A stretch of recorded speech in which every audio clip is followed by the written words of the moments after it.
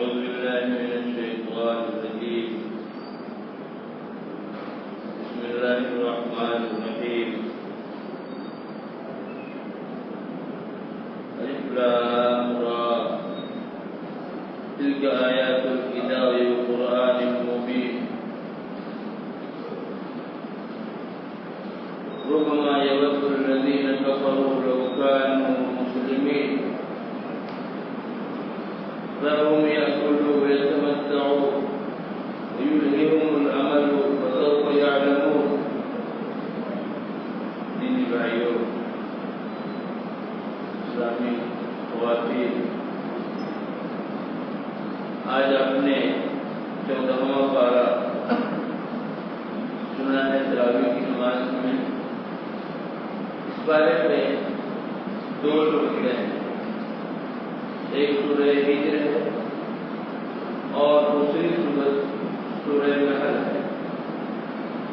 ان دو سورتوں کو آپ نے سنا ہے اور آج کا یہ درس بھی انہی دونوں سورتوں سے ہے انشاءاللہ. پہلی سورت سورہ ہجر ہے. ہجر یہ دراصل قوم سمود کی بستیوں کا نام تھا. قوم سمود کی جو بستیاں تھیں وہ ہجر کہلاتی ہیں. حجاز اور شام کے درمیان آدمی حجاز سے شام کی طرف جائے گا تو ان کے درمیان میں وادی القرا تک جو پورا میدان نظر آتا ہے وہ دراصل قوم سمود کے رہنے کی جگہ ہے. یہ قوم وہیں پر آباد تھی اور آج کل اسے فج الناقہ کے نام سے جانا جاتا ہے، لیکن پرانا نام جو ہے وہ ہجر ہے. قوم سمود کی جو بستیاں ہیں وہ ہجر کے نام سے معروف ہیں. اور جب آدمی مدینے سے تبوک جاتا ہے تو بالکل عام راستے پر یہ بستیاں پڑتی ہیں. ہزاروں ایکڑ میں پھیلی ہوئی عمارتیں جہاں یہ قوم آباد تھی. اور چونکہ اس صورت میں اللہ رب العالمین نے اس قوم کا ذکر کیا ہے، قوم سمود کا، اصحاب الحجر کا ذکر کیا ہے، اس لیے اس کا نام سورہ ہجر ہے. مکی صورت ہے یہ. اور دیکھیے آپ اللہ نے کیا فرمایا، شروع کہاں سے کیا. تلک آیات الکتاب قرآن مبین. یہ کتاب اللہ اور قرآن مبین کی آیتیں ہیں. ربما یود الذین کفروا لو کانوا مسلمین. ایک دن آئے گا، ایک وقت آئے گا جب یہ کافر اس بات کی خواہش کریں گے کہ کاش وہ مومن ہوتے، مسلمان ہوتے. آج تو وہ اپنے کفر پر فخر کر رہے ہیں، گھمنڈ کر رہے ہیں اور مسلمانوں کو بہت نیچی نگاہ سے دیکھ رہے ہیں. لیکن ایک ٹائم آئے گا کہ وہ افسوس کریں گے اور کہیں گے کہ کاش وہ مسلمان ہوتے. اللہ نے کہا ذر ہو یا چھوڑ ہوئے مت کہو، آپ نے چھوڑ دیجیے، کھائیں پیئیں، مزے لیں اور اپنی آرزوؤں میں پڑے رہیں. فسوف یعلمون. ایک دن وہ جان لیں گے. آج جو کچھ وہ کر رہے ہیں، جو کچھ وہ کر رہے ہیں، اس کا انجام وہ جان لیں گے اور ایسا نہیں کہ وہ بچ جائیں گے. اللہ رب العالمین نے اس کے علاوہ اس صورت میں قرآن کریم کا بھی ذکر کیا کہ ہم نے اس کتاب کو نازل کیا ہے، قرآن کریم کو، اور ہم ہی اس کی حفاظت کرنے والے ہیں.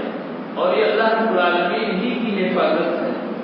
اللہ کی حفاظت ہے یہ کہ آج تک اس کتاب میں ایک حرف کا بھی فرق نہیں آیا ہے، ایک ورڈ کا بھی اس کتاب میں فرق نہیں آیا ہے.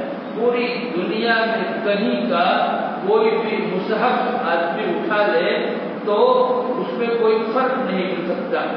آپ کے یہاں کا مصحف ہو یا امریکہ میں موجود مصحف ہو، کہیں کا بھی ہو، آج کا مصحف ہو یا پرانا سے پرانا مصحف ہو، سب بالکل ایک طرح کا ملے گا۔ یہ اللہ رب العالمین کی حفاظت ہے۔ نہ جانے کتنے فتنے آئے، کتنے فتنے آئے۔ جب بغداد پہ اٹیک ہوا تھا اس وقت اتنی کتابیں دریائے گجرا میں ڈالی گئی تھی کہ مورخین لکھتے ہیں گجرا کا پانی گدلا ہو گیا تھا، لیکن قرآن اسی حالت میں موجود ہے۔ قرآن اسی حالت میں موجود ہے۔ یہ اللہ کی حفاظت ہے اور یہ دلیل ہے اس بات کی دلیل ہے۔ یہ قرآن اللہ رب العالمین کا اتارا ہوا ہے۔ یہ کسی انسان کا کلام نہیں، کسی رائٹر کی لکھی ہوئی چیز نہیں، بلکہ اللہ رب العالمین کا نازل کردہ یہ کلام ہے۔ اللہ رب العالمین نے اس صورت میں اہل جنت کا بھی تذکرہ کیا ہے۔ یہ متقی لوگ ہیں، پرہیزگار لوگ ہیں، وہ جنت میں کیسے رہیں گے، کیسے باغات ہوں گے ان کے لیے، کیسے چشمے ہوں گے ان کے لیے، اور کس طرح سے وہ امن و امان کی حالت میں بالکل ٹینشن فری ہو کر کے وہ جنت میں رہیں گے۔ اللہ رب العالمین نے اس کا ذکر کیا ہے۔ کسی بھی طرح کی کوئی تھکاوٹ ان کو نہیں ہوگی اور نہ ہی اس سے نکالے جانے کا کوئی ڈر اور خدشہ ہوگا۔ ہمیشہ ہمیشہ کے لیے اس جنت میں رہیں گے۔ اور اللہ نے کیا کہا کہ جنتیوں کے دلوں میں اگر اپنے بھائیوں کے خلاف کچھ تھوڑا بہت کینہ کپٹ اس دنیا میں پایا بھی جا رہا تھا تو ہم اس کو نکال دیں گے، وہاں اس کو نکال دیں گے اور بالکل بھائی بھائی بن کر کے سب وہاں جنت میں رہیں گے۔ اللہ رب العالمین نے اس کے ساتھ اور بھی پیچھے ان قوموں کا ذکر آیا ہے، ان قوموں کا ذکر آیا ہے، قوم لوط کا اور قوموں کا، تو ان کا ذکر اللہ رب العالمین نے یہاں پر بھی کیا ہے۔ اور پھر قوم سمود کا ذکر کیا، قوم سمود کا، وَلَقَدْ كَذَّبَ أَصْحَابُ الْحِجْرِ الْمُرْسَلِينَ، حجر والوں نے رسولوں کو بلایا، ان کا بھی اللہ رب العالمین نے ذکر کیا ہے یہاں پر۔ ان چیزوں کو پہلے ذکر کر چکے ہیں، بتا چکے ہیں۔ اور پھر اخیر میں اللہ رب العالمین نے اپنے نبی کا تذکرہ کیا، کیا فرمایا؟ فَاسْتَقِمْ بِمَا تُؤْمَرُ وَأَعْرِضْ عَنِ الْمُشْرِكِينَ۔ اے میرے نبی، آپ کو جو حکم دیا جا رہا ہے اس کو بالکل علی اعلان کہہ دیجیے اور مشرکین سے اعراض کیجیے۔ اِنَّا كَفَيْنَاكَ الْمُسْتَهْزِئِينَ، جو لوگ آپ کا مذاق اڑا رہے ہیں ہم ان کے لیے کافی ہو جائیں گے، ہم ان کے لیے کافی ہیں، مستہزئین کے لیے۔ اور دنیا نے دیکھا ایسے واقعات ہیں ان لوگوں کے جنہوں نے نبی کی شان میں گستاخی کی، تو ایسا ان کے اوپر عذاب اللہ کا آیا، ایسا عذاب آیا کہ دنیا نے اس کو دیکھا اور اس کو جانتی ہے۔ اللہ نے یہی کہا کہ ہم ان مستہزئین، مذاق اڑانے والوں کی طرف سے ہم آپ کے لیے کافی ہو جائیں گے۔ اور اللہ نے کہا فَسَبِّحْ بِحَمْدِ رَبِّكَ وَكُن مِّنَ السَّاجِدِينَ وَلَقَدْ نَعْلَمُ أَنَّكَ يَضِيقُ صَدْرُكَ بِمَا يَقُولُونَ۔ ہم کو معلوم ہے کہ یہ مشرکین جو کچھ کہتے ہیں اس سے آپ کے دل میں تنگی پیدا ہوتی ہے۔ ایسی بات ہے کسی کے بارے میں کچھ کہا جائے گا، دل میں تو احساس ہوگا ہی، آپ کے دل تنگ ہو جاتا ہے اس کی وجہ سے۔ تو اس کا علاج کیا ہے؟ سبح بحمد ربک، اپنے رب کی تسبیح بیان کیجیے، وکن من الساجدین، اور سجدہ کرنے والوں میں سے ہو جائیے۔ یعنی دل میں جو تنگی آ رہی ہے، لوگوں کی باتوں کی وجہ سے جو پریشانی دل میں آ رہی ہے، اس پریشانی کو دور کرنے کا دو طریقہ ہے۔ ایک طریقہ تو یہ کہ اپنے رب کی حمد بیان کیجیے، اور دوسرا طریقہ کیا ہے کہ سجدہ کیجیے رب کے سامنے۔ یہ دو نسخے ایسے ہیں کہ دل میں جو بھی بے چینی ہے، جو اضطراب ہے، جو پریشانی ہے، وہ سب ختم ہو جائے گی۔ وَاعْبُدْ رَبَّكَ حَتَّىٰ يَأْتِيَكَ الْيَقِينُ، اور اپنے رب کی عبادت کرتے رہیے یہاں تک کہ یقین آ جائے۔ یقین کا مطلب کیا ہے؟ موت آ جائے۔ اس لیے کہ موت یہ سب سے زیادہ یقینی چیز ہے، ایک انسان اپنی آنکھوں سے دیکھتا ہے، اس لیے ہر ایک کو اس کا یقین ہے. یہاں پر موت کو اللہ نے یقین کہا، یقین. اور بعض لوگوں نے یہ صوفیہ ہیں، صوفیہ جن کے عقائد خراب ہیں، جن کے عقائد خراب ہیں، انہوں نے کہا کہ یقین کا مطلب معرفت ہے، جانکاری. اپنے رب کی عبادت کیجیے یہاں تک کہ آپ کو اس کی معرفت مل جائے، یقینی معرفت. لیکن یہ معنی بالکل غلط ہے، بالکل غلط ہے. یہاں پہ دن پر موت ہے. مطلب یہ کہ عبادت میں لگے رہیے، عبادت میں لگے رہیے. یہ پیغام ہے مسلمانوں کے لیے بھی، عام مسلمانوں کے لیے. آپ رمضان جیسے بابرکت مہینے کو دیکھیں، شروع میں 2 دن 3 دن 4 دن تک کے لوگوں کی کتنی تعداد ہوتی ہے. اس کے بعد دھیرے دھیرے دھیرے دھیرے گھٹنا شروع ہو جاتے ہیں، اور پھر جب اخیر میں آ کر کے پھر تھوڑی بڑھ جائے گی. یہ شان ایک مسلمان کی نہیں ہے. ایک مسلمان کی شان کیا ہے کہ وہ اپنے رب کی عبادت میں لگا رہے. نبی اکرم صلی اللہ علیہ وسلم نے یہ فرمایا اللہ رب العالمین کو وہ عمل پسند ہے جس عمل پر ہمیشگی برتی جائے، جس کو کنٹینیو کیا جائے. وہ عمل اللہ رب العالمین کو پسند ہے، گرچہ وہ عمل کبھی تو نہ ہو. اب ایک انسان جو ہے 2 سال خوب کر لیا اور پھر چھوڑ کے بیٹھ گیا، یہ ایک مسلمان کی شان نہیں ہے. یہ آیت کی اس بات کا ہی پیغام ہے. آگے ہمارے سامنے سورہ نحل ہے. سورہ نحل میں اللہ رب العالمین نے اپنے احسانات کا تذکرہ کیا. اس کے احسانات، اس کی نعمتیں اور اس کی قدرت.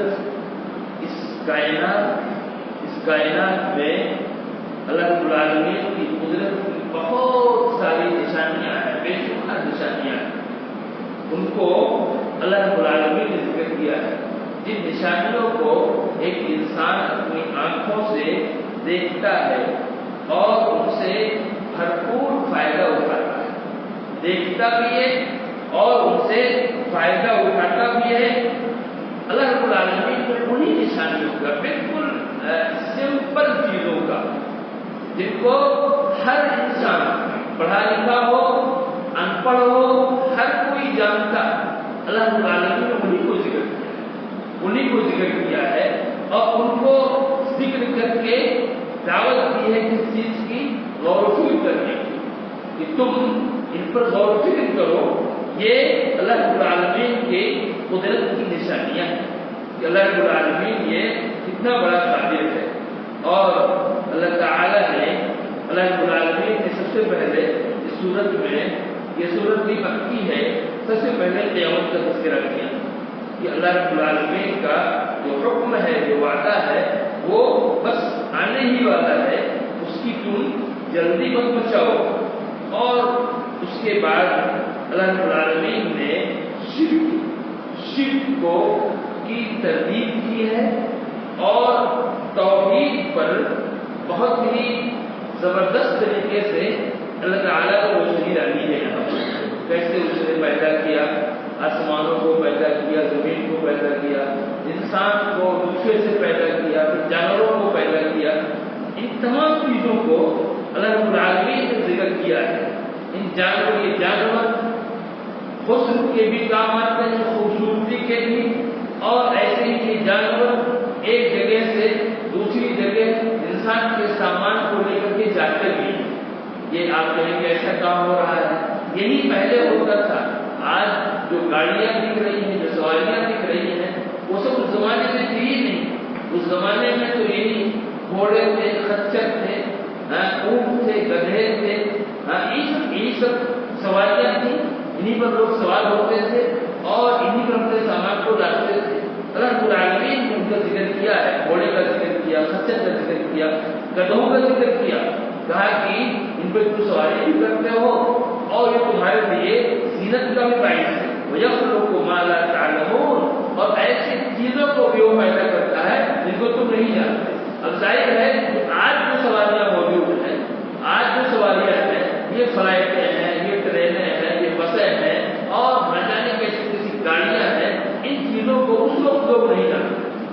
اس وقت جب قرآن نازل ہو رہا تھا اس وقت لوگ نہیں جان رہے تھے، اسی لیے اللہ نے ان کا تذکرہ نہیں کیا. لیکن اگر اس کا ذکر آتا قرآن میں لوگ سمجھ ہی نہیں پاتے اس کو، اس لیے جو چیزیں موجود تھیں ان کو اللہ رب العالمین نے ذکر کیا ہے. ایسے اللہ تعالیٰ نے سمندر کا تذکرہ کیا، آپ کے بغل میں سمندر موجود ہے، تذکرہ کیا سمندر کا.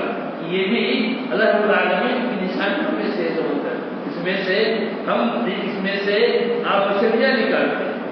مچھلیاں بالکل تر و تازہ گوشت ایک انسان نکالتا ہے ان سمندروں سے، اور اس کے علاوہ کیا ہے زیورات نکالتے ہیں. سمندروں سے زیورات نکالے جاتے ہیں جن کو لوگ پہنتے ہیں، اور پھر انہی سمندروں میں کشتیاں چلتی ہیں، باغبانی کشتیاں چلتی ہیں، ظاہری وہ کشتیاں چلتی ہیں. یہ بھی اللہ کی نشانی ہے، یہ بھی اللہ کی نشانی ہے. ورنہ انہیں سمندر کے موجوں کے تھپیڑوں میں ان کشتیوں کا رکنا یہ کوئی آسان بات نہیں ہے، لیکن اللہ رب العالمین کی نشانی ہے جو کشتیاں میں چلتی رہتی ہیں. اور ایسے اللہ رب العالمین نے پہاڑوں کا ذکر کیا، اس نے زمین میں پہاڑوں کو بانٹ دیا. پہاڑوں کو اگر یہ پہاڑ نہ ہوتے زمین ہلتی رہتی، ہتھوڑے سے کھاتی، اور ایک انسان کا اس پر چلنا پھرنا مشکل ہوتا. اللہ رب العالمین نے پہاڑوں کو کر دیا تاکہ زمین رک جائے. ایسے اس میں دریا بہا دیے، نہریں دریائیں کو بہا دیا اور راستے بنا دیے، تمام چیزیں ہو گئی. یہ ساری نشانیاں ہیں. آگے اللہ نے فرمایا وَإِن تَعُدُّوا نِعْمَتَ اللَّهِ لَا تُحْصُوهَا، اگر تم اللہ کی نعمتوں کو شمار کرنا چاہو شمار کر نہیں سکتے. کسی انسان کے بس کی بات ہے ہی نہیں. دنیا میں آج تک کوئی ایسا کیلکولیٹر بنا ہی نہیں ہے جو اللہ رب العالمین کی نعمتوں کو کیلکولیٹ کر سکے، ایسا ہے ہی نہیں ہے. لیکن ایک طرف تو اللہ کی اتنی نعمتیں ایک انسان کے شمار سے باہر، ایک انسان شمار نہیں کر سکتا اور نعمتوں کو استعمال کرتا ہے. دوسری طرف کیا ہے وہ نعمتوں کو استعمال کرنے کے باوجود ایک انسان کی ناشکری، ایک انسان ہے نعمتوں کو استعمال بھی کرتا ہے اور ناشکری بھی کرتا ہے. اللہ رب العالمین کی دی ہوئی نعمتوں کو دوسروں کی طرف منسوب کرتا ہے. اللہ نے اولاد دی منسوب کر دے گا غیر اللہ کی طرف، اللہ نے روزی دی منسوب کرے گا غیر اللہ کی طرف. اس طریقے سے ایک انسان ایسا کرتا ہے. اسی لیے آگے نے فرمایا ان اللہ لغفور رحیم، اللہ رب العالمین بخشنے والا ہے، بہت رحم کرنے والا ہے. یعنی تمہاری جو ناشکری ہے، یہ ناشکری ہے، اگر تم توبہ کرتے ہو تو اللہ تعالیٰ اس کو بخش بھی دے گا، معاف بھی کر دے گا. اور اس کے علاوہ اللہ رب العالمین نے پچھلے لوگوں کا اور ان کے اعمال کا بھی تذکرہ فرمایا. اور پھر اللہ رب العالمین نے نیک لوگوں کے حالات کا ذکر فرمایا کہ نیک لوگ کیسے ہوں گے اور ان کے لیے کیا کیا نعمتیں ہوں گی جنت کے اندر. اللہ رب العالمین نے اس چیز کو بھی ذکر کیا. اور پھر اللہ نے توحید کا ذکر کیا. جتنے انبیاء اس دنیا میں آئے، جتنے بھی انبیاء آئے، ان تمام کو یہ حکم دیا گیا تھا، ان تمام نے یہ دعوت دی عبد اللہ، ایک اللہ کی عبادت. سارے کے سارے انبیاء ایک اللہ کی عبادت کرو. واجتنبوا الطاغوت، اور طاغوت سے بچو. طاغوت کسے کہتے ہیں؟ اللہ کے علاوہ جس کسی کی پوجا کی جائے، اللہ کے علاوہ جس کسی کی پوجا کی جائے وہ کیا ہے؟ طاغوت ہے. چاہے پتھر کی پوجا ہو، چاہے درخت کی پوجا ہو، چاہے قبر کی پوجا ہو، کسی کی ہی پوجا ہو، وہ طاغوت ہے. کیا تھا؟ اللہ کی عبادت کرو اور طاغوت سے بچو. یہ تمام انبیاء کی یہ دعوت تھی، تمام انبیاء کا پیغام تھا. لیکن کچھ لوگوں نے اس دعوت کو قبول کیا، وہ ہدایت پر رہے، اور جن لوگوں نے اس دعوت کو قبول نہیں کیا وہ گمراہی کا شکار ہو گئے. اور آگے اللہ رب العالمین نے بتایا کہ دیکھو صرف انسانوں کی بات نہیں ہے. ایک اللہ کو سجدہ کرنا، ایک اللہ کی عبادت کرنا، یہ صرف انسانوں کی بات نہیں ہے، بلکہ اس کائنات میں، آسمان و زمین میں جتنی بھی چیزیں، جتنی بھی جاندار ہیں، فرشتے ہیں، یہ سب کے سب اللہ کو سجدہ کرتے ہیں. کائنات اللہ کے سامنے سجدہ ریز ہے، کوئی نہیں ایسا جو اللہ رب العالمین کو سجدہ نہ کرتا ہو۔ اب ان کے سجدے کی کیفیت کیا اس کو اللہ رب العالمین ہی جانتا ہے، لیکن اللہ نے کہا یہ صرف انسانوں کو حکم نہیں ہے، بلکہ آسمانوں میں، زمین میں جتنے بھی جاندار ہیں، فرشتے ہیں، یہ سب کے سب جو ہے اللہ کو سجدہ کرتے ہیں، اور کوئی بھی سجدے سے تکبر نہیں کرتا، سجدے سے انکار نہیں کرتا۔ اور پھر آگے اللہ نے فرمایا کہ لوگ اللہ کی نافرمانی کرتے ہیں، لوگ اللہ کی نافرمانی کرتے ہیں، اور اگر اللہ رب العالمین لوگوں کے گناہوں پر فوراً پکڑ لے، ان کو فوراً پکڑ لے، تو اس زمین پر کوئی بچتا ہی نہیں، کوئی بچتا ہی نہیں۔ لیکن اللہ رب العالمین مہلت دیتا ہے، مہلت دیتا ہے۔ اب بہت سے لوگ ہیں جو اس مہلت سے غلط فائدہ اٹھاتے ہیں، لیکن وہ مہلت اللہ رب العالمین ایک انسان کو موقع دیتا ہے، کیوں؟ تاکہ وہ توبہ کر لے، لوٹ آئے اللہ کی طرف۔ اللہ نے اس چیز کو بیان کیا۔ اور اس کے علاوہ اللہ رب العالمین نے یہاں پر اپنی ڈھیر ساری نعمتوں کو ذکر کیا ہے۔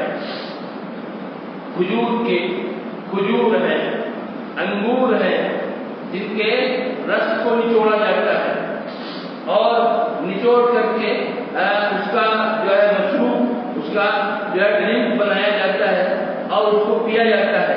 اللہ رب العالمین نے اس کو ذکر کیا ہے کہ یہ کھجور کے درخت، یہ انگور کے درخت، یہ ان کے پھل سے ہمارے جو ہے بنائے ہوئے ہیں، اور ان سے تم فائدہ اٹھاتے ہو، پیتے ہو۔ اور آگے اللہ رب العالمین نے شہد کا ذکر کیا، شہد کی مکھی کا ذکر کیا، اور اسی وجہ سے اس کا نام جو ہے سورۃ النحل ہے۔ وَأَوْحَىٰ رَبُّكَ إِلَى النَّحْلِ أَنِ اتَّخِذِي مِنَ الْجِبَالِ بُيُوتًا وَمِنَ الشَّجَرِ ثُمَّ يَعْرُجُونَ، کہ تمہارے رب نے شہد کی مکھی کے دل میں یہ بات ڈال دی کہ تم پہاڑوں میں اور درختوں میں اور لوگ جو چھپر بناتے ہیں ان میں تم اپنے گھر بناؤ، تم کلی ثمرہ، اور پھر تم ہر طرح کے پھلوں کو کھاؤ، اس کے رس کو چوسو، سب کی سبل ربک ذللا، اور اپنے رب کی آسان راہوں پر چلتی پھرتی رہو۔ یخرج من بطونہا شراب مختلف الوانہ، اس کے پیٹ سے، اس کے پیٹ سے، شہد کی مکھی کے پیٹ سے ایسا مشروب، ایسی پینے کی چیز نکلتی ہے جس کے رنگ الگ الگ ہوتے ہیں۔ شہد کو آپ دیکھیں گے تو شہد کے کلر جو ہے آپ کو الگ الگ ملیں گے۔ فیہ شفاء للناس، اس میں لوگوں کے لیے شفا ہے، اس میں لوگوں کے لیے شفا ہے۔ ان فی ذلک لآیات، اس میں نشانی ہے، اس میں نشانی ہے۔ اس اتنی لذیذ ہے، اتنی ٹیسٹی ہے، اور اتنی مفید ہے، اتنی مفید ہے، اور اس میں کیا ہے؟ شفا ہے۔ بہت ساری بیماریوں کے لیے اللہ نے اس میں شفا رکھا ہے۔ نبی اکرم صلی اللہ علیہ وسلم نے فرمایا 3 چیزوں میں شفا، 3 چیزوں میں شفا ہے، پچنا لگوانے میں، اور شہد پینے میں، اور آگ سے داغنے میں۔ کوئی زخم ایسا ہو تو اسے داغنے میں، لیکن آپ نے کہا کہ میں داغنے کو پسند نہیں کرتا، اس میں شفا ہے۔ ایسے ہی ایک صحابی آئے ایک بار آپ کے پاس اور کہا کہ میرے بھائی کو دست ہو رہا ہے، دست آ رہا ہے، موشن ہو رہا ہے، لوز موشن۔ آپ نے کہا کہ شہد پلاؤ، گئے شہد پلایا تو اس کو آرام نہیں، اور بڑھ گیا۔ پھر وہ آیا دوبارہ تو کہا کہ اللہ کے رسول، اور جو ہے اس کو آرام نہیں ہوا، کہا کہ جاؤ شہد پلاؤ، جاؤ اور شہد پلاؤ۔ جب اور شہد پلایا تو اور بڑھ گیا، اور بڑھ گیا۔ پھر دوبارہ آئے، تیسری بار آئے تو آپ نے کہا کہ تمہارے بھائی کا پیٹ جھوٹا ہے، اللہ کا فرمان جھوٹا نہیں، جاؤ پھر پلاؤ۔ کسی بار پلایا تو ان کو شفا مل گئی، ان کو شفا مل گئی۔ اس میں اللہ رب العالمین نے شہد میں شفا رکھی ہے۔ اللہ رب العالمین نے اس چیز کو بھی ذکر کیا کہ آپ اس شہد کی مکھی کو دیکھیے، شہد کی مکھی کو دیکھیے، اس نے کھائی کوئی چیز کہ پیٹ میں گئی، اب اس پیٹ میں اس کے غذا کے جانے کے بعد اس میں اس شہد کو کس نے بنایا، کس نے بنایا؟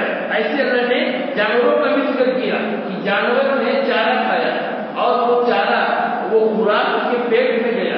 اب اس کے پیٹ میں جانے کے بعد اس سے اس میں کچھ حصہ جو ہے اس کا خون بن گیا جو اس کی رگوں میں گیا، اور کچھ حصہ جو ہے لیٹرین کی شکل میں، پیشاب کی شکل میں نکل گیا، اور اسی میں سے ایک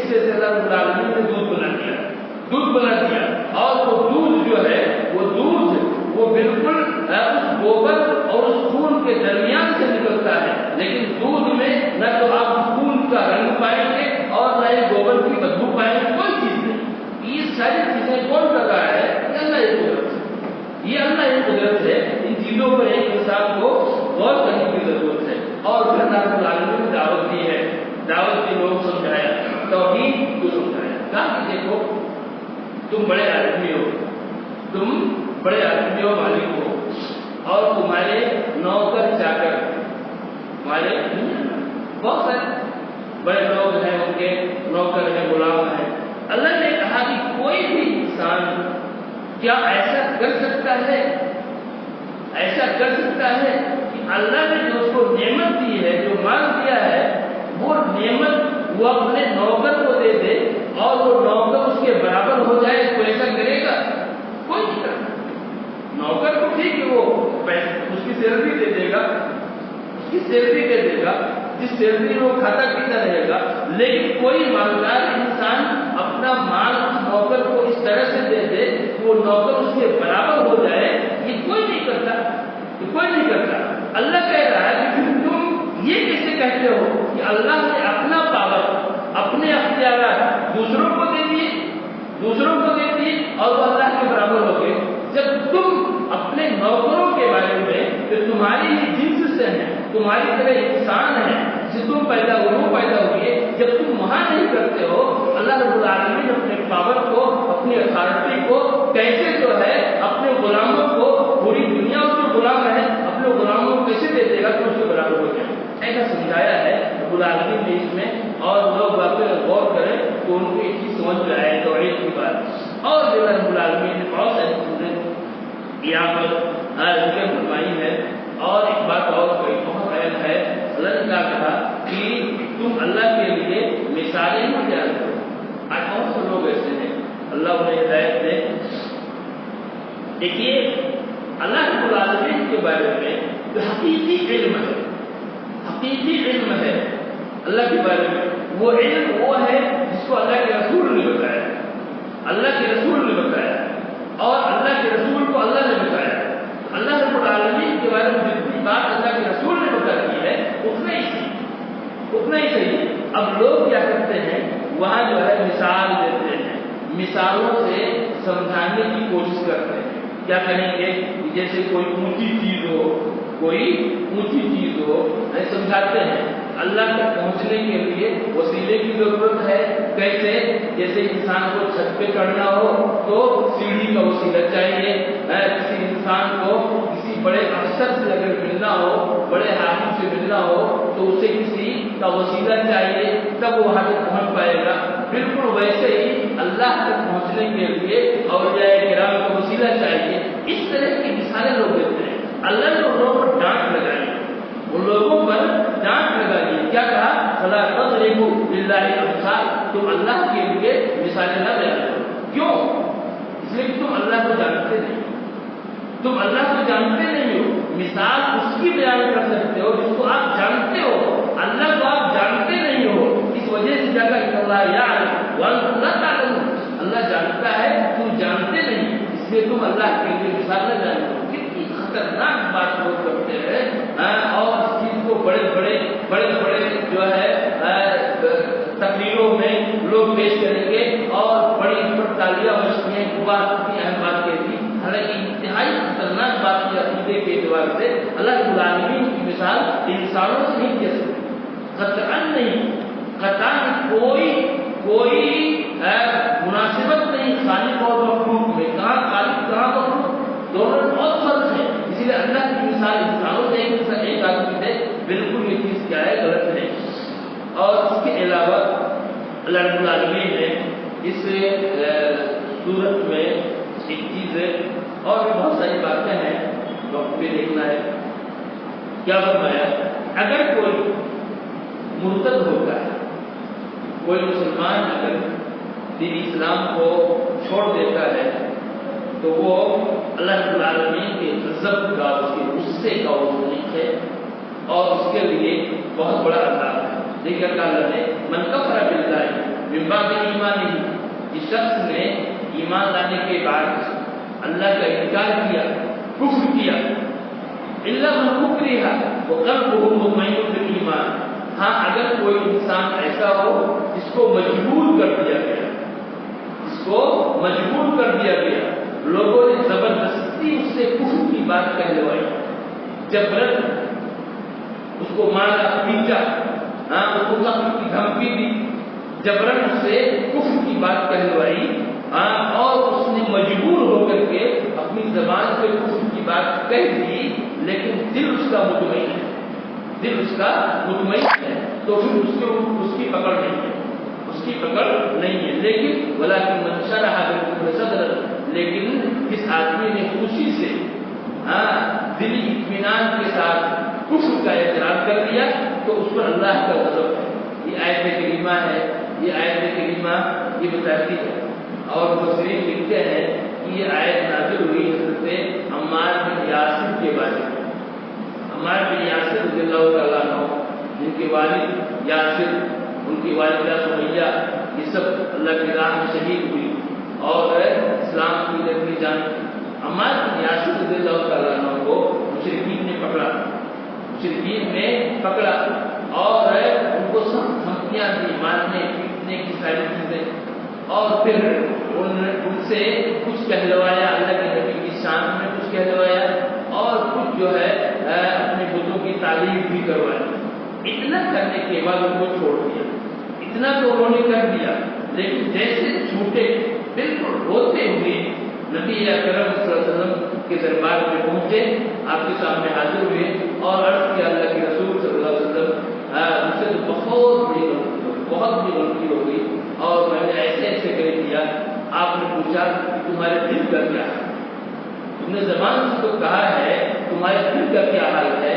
اور کہا دل میرا بالکل مطمئن ہے، دل میرا بالکل ایمان پر مطمئن ہے، بالکل دل میں کسی بھی طرح کی کوئی بات نہیں ہے۔ کہا اس پر رعایت کرے۔